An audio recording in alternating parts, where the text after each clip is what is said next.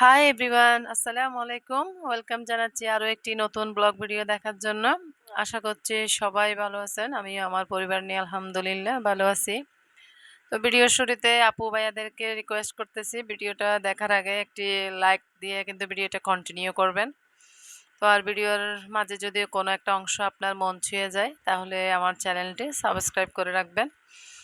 তো আজ সকাল সকাল উঠেই কিন্তু বাইরে দেখলাম প্রচুর বৃষ্টি হচ্ছে। তো আমি এখানে ১ গ্লাস গরম পানি নিয়ে ২ চামচ চিয়া সিড ভিজিয়ে রাখবো। ৫ মিনিট পরে কিন্তু এই পানিটা আমি খেয়ে সকালের নাস্তাটা রেডি করব। তো আজকে নাস্তাটা কিন্তু শেয়ার করব না, কারণ ভিডিওটা অনেক বড় হয়ে যায়। তো প্রতিদিনের মতো কিন্তু চা পরোটা দিয়ে আমরা নাস্তাটা করব। তো নাস্তার পরে কিন্তু এখানে আমি কতগুলো ডিম দেওয়ার জন্য নিলাম। তো এই ডিমগুলা কিন্তু দেবরের পাঠানো ভাবির জন্য গিফট। আমার দেবরে পাঠিয়েছে।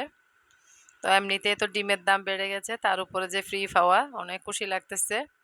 আমার যেহেতু কেকের বিজনেস আছে, তো আর ছোট বাচ্চা আছে, প্রতিদিনই ডিম লাগে।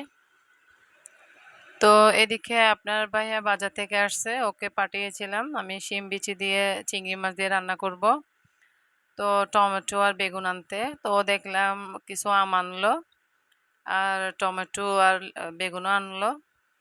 তো আমি এগুলা কিন্তু প্যাকেট থেকে খুলে এখানে জাঁতে রেখে দিলাম। তো এখানে টমেটো আর বেগুনও আছে, আমি এগুলা খুলে দেখতেছি। তো এখানে আমি কিন্তু সবগুলাই লাগবে না, আমার চিংড়ি মাছ আর শিমের বিচিতে আমি কয়েকটা বেগুন আর টমেটো রেখে বাকিগুলো ফ্রিজে রেখে দেব। তো প্রজেক্ট থেকে কিন্তু অনেকগুলা মাছ আসছে এখানে, চিংড়ি মাছ আর যে ছোট মাছের মধ্যে বাটা মাছ আর বাইলা মাছ বলে কতগুলা, আরো অনেক ধরনের মাছ আছে, আমি কিন্তু অত নাম মাছের নাম জানি না। তো প্রথমে আসলে মাথা ঘুরাইছিল এতগুলা মাছ, আমার যেহেতু হেল্পিং হ্যান্ড নেই।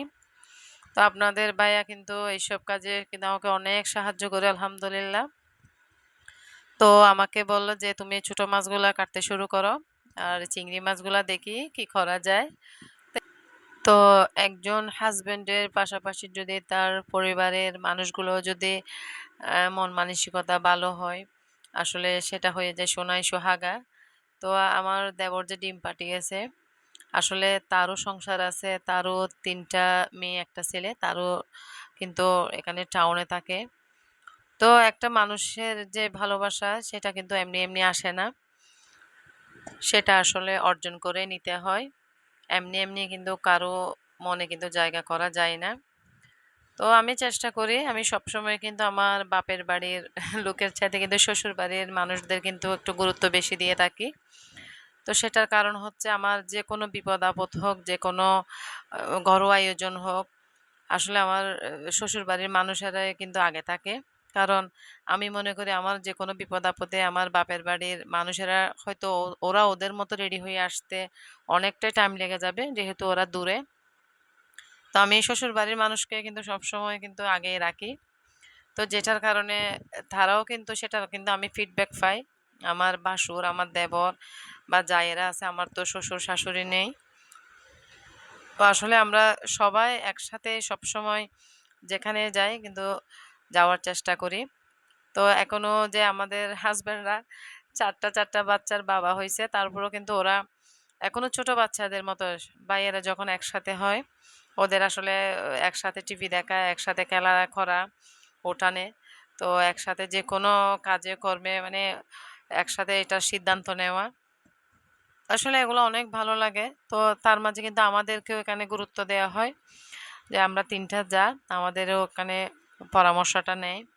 অনেক ভালো লাগে আসলে নিজের যে মেয়ে হয়ে। এমনিতে মেয়েরা বলে যে শ্বশুরবাড়ির শাশুড়ি সম্বন্ধে দেবর বা হাজব্যান্ড বা অমুক সমুক অনেক কিছুই বলে থাকে।